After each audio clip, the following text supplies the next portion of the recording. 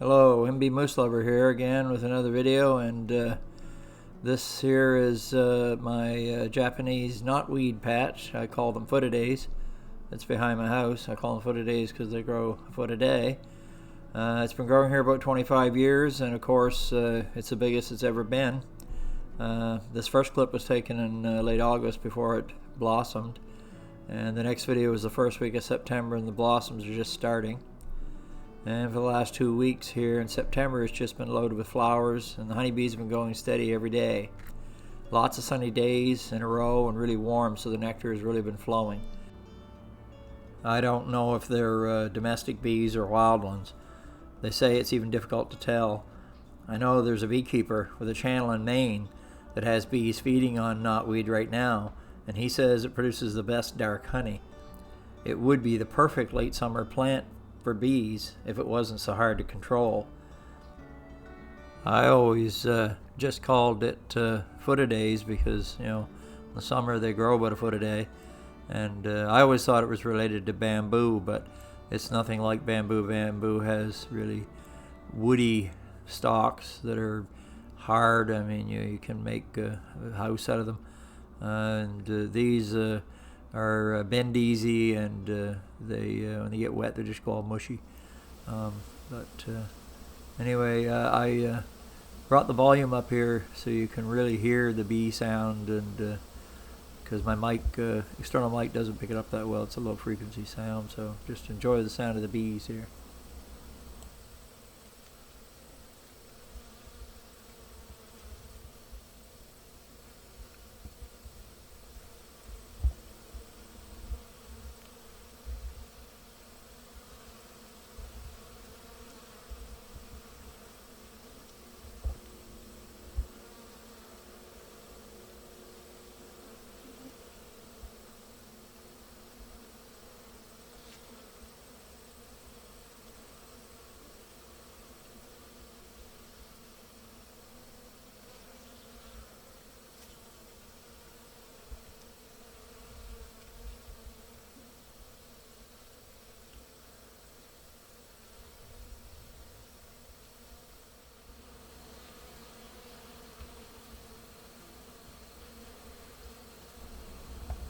And you can really see the difference in this clip here compared to the one before it, because the blossoms are out that much heavier, and there's quite a few more bees. I mean, they were just going nuts at them for the nectar. They were having a big nectar party.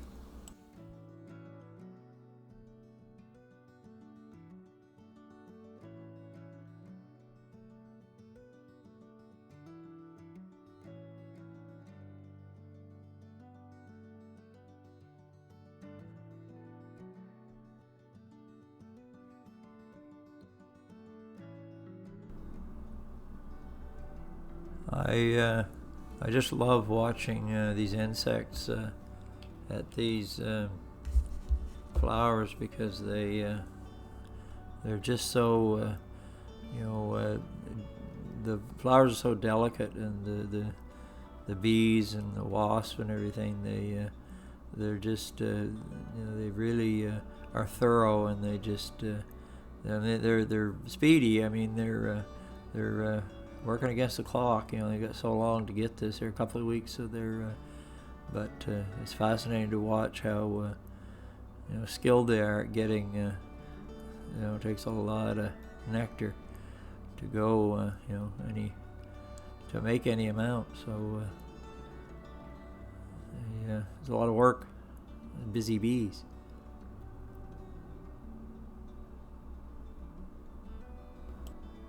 Okay, I'm going to try to, call out some names of some of these insects here that I've got coming up. And this is orange meadowhawk dragonfly here that's coming up. This was taken way back when, in the summer before they come into bloom, and I just happened to catch it on the leaves, so I thought I'd add it to the video. And this is a dot-tailed dragonfly. And this dragonfly was actually, he had a butterfly wing he was chewing on it. I didn't realize it till after I watched the video, and when he flew, I knew he had something in his mouth. And then when I went over to investigate after he flew, I found another wing laying on the leaf.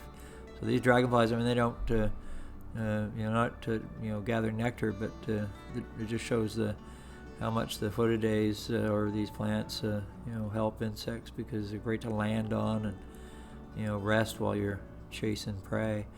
Now this bumblebee is, I think, I'm not 100% sure, but I tried to research it. It's a brown belted bumblebee, I think. There's a lot of different varieties, and then the next one coming up after that is a tricolored bumblebee that I did a video on this summer, digging holes in the woods, and I got some information from a local biologist on it. It was interesting. They gave me some feedback on why it was digging holes, and these bumblebees are just amazing to watch. They're so much heavier than a lot of these other honeybees, but they're so agile, and they don't waste any time. It's funny. They're little fat bees. And this butterfly, I had to research all these because I don't know all my insects. It was an eastern comma butterfly. It's got a little comma on the outside of its wing there. And then we've got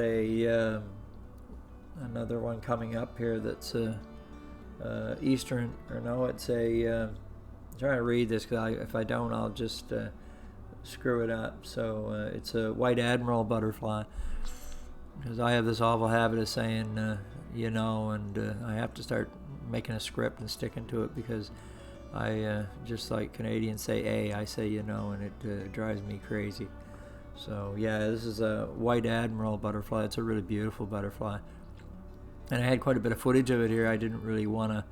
I was going to cut it back because I didn't want the video to be too long, but I just couldn't give it up, so I basically sped it up. So he's moving a little bit faster than he normally would. They're not fast like the bees. I mean, they're really good at gathering the nectar. He's got his big suction straw there, and he's really trying really hard, and he's pretty accurate with it, but he takes his time, and also he's it's a great for compared to regular flowers, because he can kind of lay down and suck the nectar. He doesn't have to stay airborne and hover, and so he just kind of laying back and using his straw, so next we have a bald-faced hornet coming up here, I think, and try to stay ahead of the curriculum here.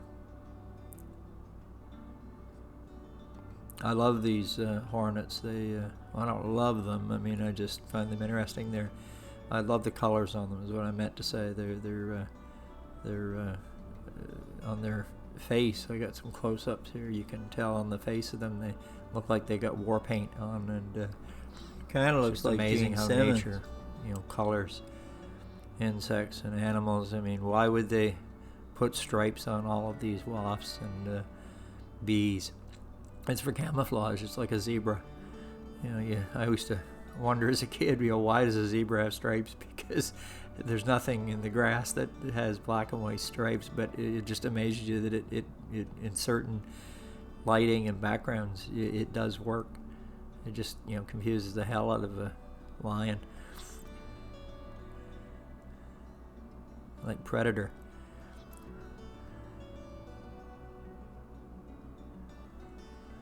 And we got another butterfly coming up here, and I wasn't sure. I had some hard time researching it, but I think it's a amaranth butterfly right there, and I could be wrong on it. There's a lot of different ones that are the same colors, and I thought it was a moth. I wasn't even sure. There's an ant going there. He's even getting some nectar.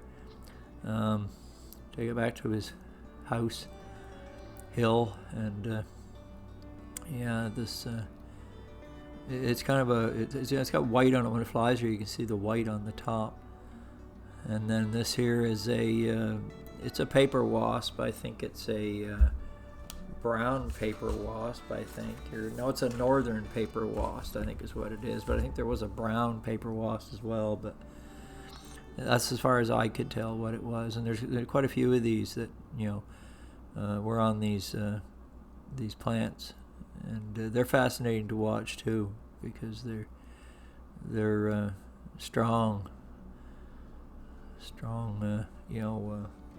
wasps, and they can really hang on and get around. They got funny little wings, though. Their wings are so thin. And they're gathering nectar, and I know a lot of wasps, some wasps don't even gather nectar. They hunt. I know yellow jackets basically hunt, insects and dead insects and feed to the larvae. A couple of flies here. I think it's a blowfly there. The other one, I don't know exactly what it was, but it attracts everything these plants do. And this is a little tiny wasp. I think it might be a form of yellow jacket. It was really tiny. This was the next size up, I think. And I've got another video I'm working on as well, and where I got stung by a yellow jacket, and I was up to my knees in them, and one got me on the knee, and I had 3 or 4 on my legs. And anyway, that's a whole different video there. So we'll get to that one a little later. I'm still working on that one. So this here is just a little fly that landed on my hand one day when I was out there filming, and just kind of wondered why he wasn't trying to sting me. And he kind of looked like a little yellow jacket, and he's really tiny. And I looked it up, and it's a hoverfly. And just the funny thing is that they actually impersonate yellow jackets. I guess they'll even blend in with them, for protection and from other predators, I suppose. And he just seemed to like my hand. I don't know. I don't know. Maybe he could smell the nectar on my fingers from filming. I don't know. Being around the plants. I filmed him a little longer here than I should have probably, but just wanted to show how tiny he was. But they call it a hoverfly, and that's what they do. They just kind of hover around, and then they just land on you. Trying to figure me out. And I've got what's coming up here is kind of interesting. I didn't get as much good footage as I wanted to of it, but it's still got to do with the ecosystem here. And when you've got all kinds of insects around and you're a spider, well, it's a really good setup. And this is a orb weave spider that basically had set up shop underneath of the foot-a-days and or the knotweeds, and this bee got caught right when I was there, and I got a little footage there before that, and it was kind of out of focus, and I was in a hurry, and then so I just saved the best of it here. And he wants to get the bee, but he's got to be careful he don't get stung. So now he's really upset and disappointed. He's got 2 other bees already in the web, at least 2, I think, and he's really mad. He's miffed, Raj. That was always a thing that. There he goes. He's going back up, and here's a bee that he's got. He's got caught in a web, and it's been there for a while. You could tell that he's pretty weak, and his wings are dried up. And later, I was just filming around there and doing some stuff around the yard. I came back, and the spider had actually come back down and wound him all up in web. And I missed it. I was thinking, I wish I had been there with my camera and seen him spin him around and wrap him up. But no, he snuck in there and did it when I wasn't there. And he had 2 other ones, I think, in the web, and he wrapped one of those up a little better too. So when I come back, this one was mummified. And what he would do here is really interesting. He'd get up in underneath of this leaf, and that's where he'd stay, because it was some hot days there when I was filming there. I mean, it was so hot that I had to keep my camera behind me so it wasn't right directing the sun. And I mean, it was just on your face. You'd almost feel you were getting sunburned. And there's a nice angle right here that his web, and he's got a perfect setup here. There's bees everywhere, and there's flies, all these insects, and he's got all this food stored. And and yeah, he a fat little spider. Well, it's not that little. I mean, he was as big as my thumbnail. I got another video here just a few weeks ago that I've got on my channel there, but it wasn't too far from here. It was just over a little further in the yard there on a pole, and it's not the same spider because that one was still there. This day I filmed this one, and that one over there I got him kind of finishing his web and going round and round circles, and it was kind of rare to get it. And yeah, and the same thing, he would have to go up the pole and get out of the sun and hide behind this little rope that was hanging on the pole. And I mean, they can't take the heat, insects, and that's what they do to houses to get rid of insects. They just walk the heat right to them, put a tarp over the house and just put the heat to it to get rid of pests. And but yeah, he's got quite the setup here. And but the bees were kind of, I mean, he caught quite a few here, but there, that was the one I think that was you saw before, and it was wrapped right up. And here's another one caught. I just happened to catch it, and he's got another one caught here. And he's going to come down, but not very far, because he's got to watch that he doesn't get stung. So he doesn't want to damage the integrity of his web, because the web was getting pretty thin, and he never did shore it up in the few days I was there. He had holes in it, and it was like little flower petals getting stuck on it so that the bees could see the web better. And he's right there. He's down from his leaf, but he's just like, I want to go down and grab him, but you gotta be careful you don't get stung. And also, he's a big spider, so when he gets on that web, he's more apt to tear a hole in it. And so he's waiting for the bee to get tired, and then he'll get down and bite him. But it's a risk.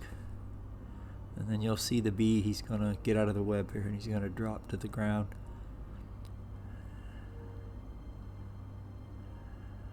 I like catching action like this. There, and now he's like, I'm free.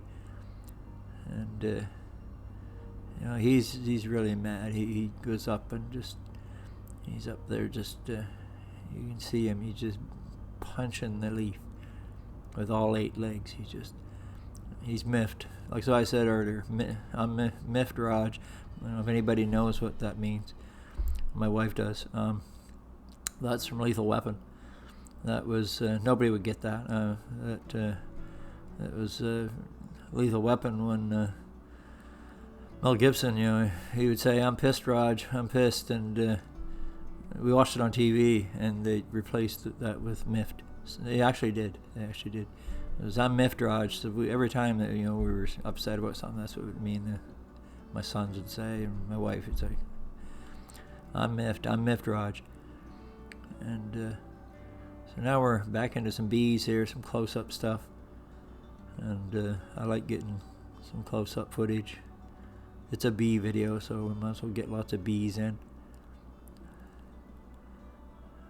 And it won't be too much longer. They'll be, if they're domestic bees, I don't know what they do with them. And I don't know, I know that with wild bees out in the big woods, I did a video on that one time, and I did some research, and they basically all die off except for the queen. And then she starts a new nest the next spring. So now we're back to some bee noise again, so I'm just going to let you listen to the bee noise instead of me.